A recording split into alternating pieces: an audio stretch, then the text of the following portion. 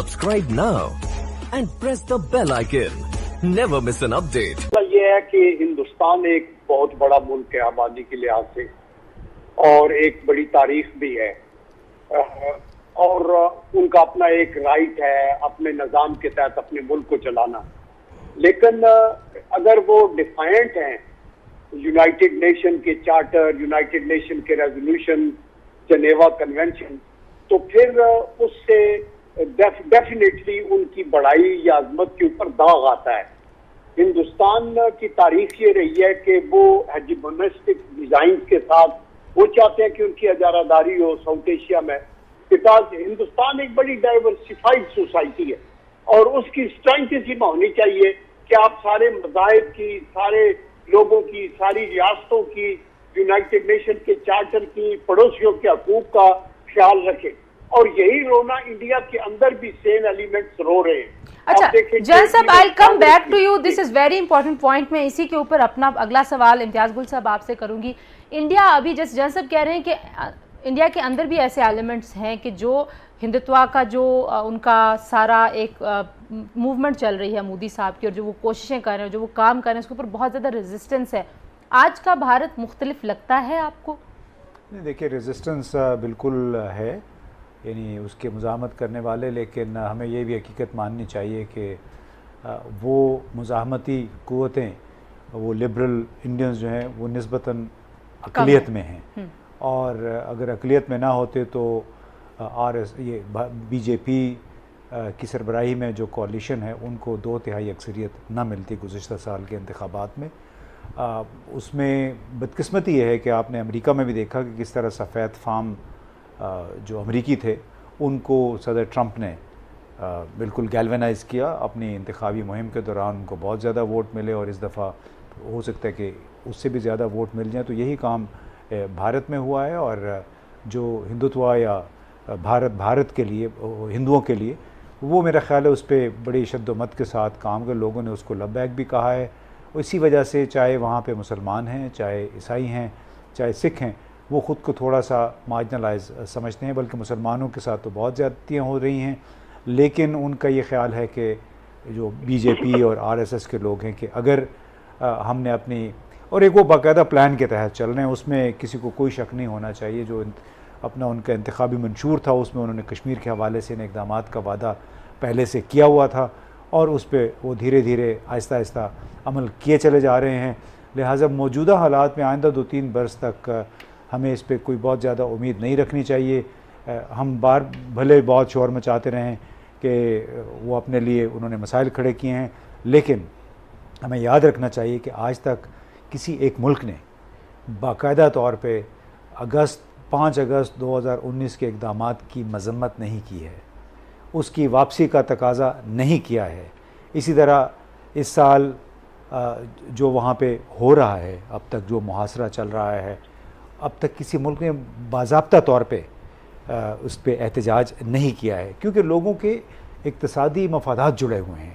صرف امریکہ کے اس وقت ڈیل چل رہے ہیں, آرمز ڈیل دفاعی نوعیت کے 8 سے 10 بلین ڈالر کے, فرانس کے ساتھ 9 بلین ڈالر کا ان کا رافیل جو جنگی طیارے ہیں اس کا ڈیل چل رہا ہے. روس کے ساتھ سے انہوں نے 5.5 ارب ڈالر کے وہ S-400 میزائل سسٹم لے رہے ہیں.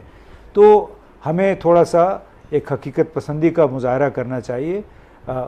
بھلے بھارت کو شامل کر دیا گیا ہے ریلیجس فریڈم واچ لسٹ میں امریکہ کی طرف سے, لیکن وہ کوئی بائنڈنگ ادارہ نہیں, وہ ایک مشاورتی ادارہ ہے, وہ اپنے ایک رپورٹ دے دیتے ہیں. آپ کہہ رہے ہیں کہ اگلے 3 سال یہ سٹیٹس کو ایسے رہے گا اور وہ اپنے ایجنڈے پہ عمل پیرا رہیں گے. نقوی صاحب, آپ کو کیا لگتا ہے کہ کوئی ایسے حالات خطے میں تبدیل ہو رہے ہیں کہ جس کی وجہ سے بھارت کو لگے کہ امن کی طرف جانا چاہیے, کشمیر کے حل کی طرف جانا چاہیے؟ دیکھیے, یہ آدمی اس وقت تو آگے کا جو تصور کر سکتا ہے وہی بات کی جا سکتی ہے. بھارت کی پوزیشن ابھی بھی کافی مضبوط ہے, دنیا میں بڑی اہمیت ہے اس کو, اس کی اقتصادی حالات بھی اس کے ابھی تک اچھے جا رہے ہیں, حالانکہ اب اس میں کافی مشکلات آگے نظر آ رہی ہیں. وہاں پہ ایڈوائزریز جو چلتی ہیں بزنس آرگنائزیشنز کی, اور ٹرانسپیرنسی کی اور موڈیز کی، اس سے جو ہے نا وہ لگ رہا ہے کہ آگے چل کے ذرا بھارت کی اکانومی ڈاؤن گریڈ ہو جائے گی۔ اچھا، تو یہ تو ہے کہ ان کی ابھی بھی ان کے اوپر کوئی پریشر نہیں پڑا ہے۔ یہ صحیح کہہ رہے ہیں کہ کسی ملک نے مذمت نہیں کی اگست 5 کی، کسی ملک نے ان کو کسی طرح سے بھی اس تنقید کا نشانہ نہیں بنایا، لیکن دوسری طرف، اور میں اس کا ذکر کرتا ہوں کہ بھارت کے ریاست کا کردار اور اس کی نوعیت بدل رہی ہے، وہ ایک سیکولر اسٹیٹ سے اب ہندو راشٹرا بن رہا ہے۔ جنرل صاحب، یہ حقیقت پسندی سے سوچنے سے مراد ہم کیا لیں؟ امتیاز گل صاحب کہتے ہیں کہ کسی نے ابھی تک باضابطہ باقاعدہ طور پہ نہیں کہا کہ بھارت نے جو غیر آئینی اقدام کیے ہیں کشمیر کے سٹیٹس کے حوالے سے وہ ان کو انڈو کرے، ان کو واپس لے۔ دیکھیں تنزیلہ، یہ امتیاز گل صاحب نے بڑی خوبصورتی سے پریویلنگ انوائرمنٹ کا احاطہ کیا ہے، بڑی ریئلسٹکلی، لیکن دی پوائنٹ از کہ اس اسٹیٹس کو توڑنا کس نے ہے؟ پوائنٹ یہ ہے ہمارے لیے یہ چیلنجز ہیں کہ انڈیا ایک بڑا ملک ہے، وہ ایک بڑی منڈی ہے ان کے، اور یونائٹڈ نیشن جو ہے وہ بالکل ٹفسٹ ادارہ بنا ہوا ہے اور سپر پاورز کے اپنے انٹرسٹ ہیں۔